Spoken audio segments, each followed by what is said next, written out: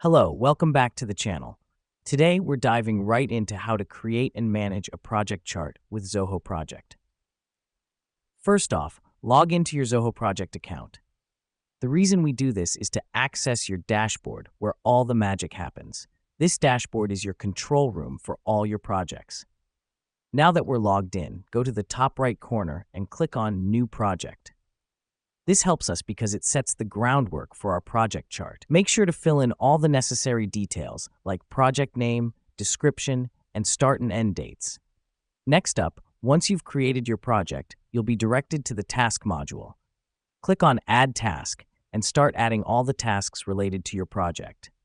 Don't forget to assign each task to a team member.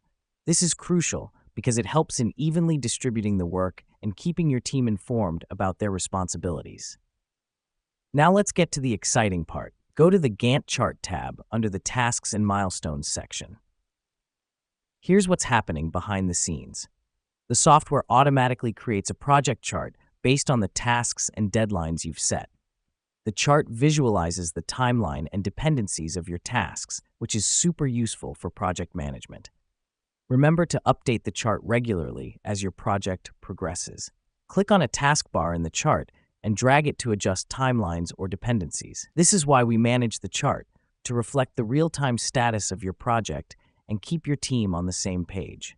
In conclusion, Zoho Project makes it easy to create and manage project charts, helping you stay organized and meet your deadlines more efficiently. Remember, the key here is to keep your tasks updated so your chart reflects the true progress of your project. And that's it. You're now ready to create and manage your project chart with Zoho Project. Thanks for joining us today, and we'll see you in the next tutorial.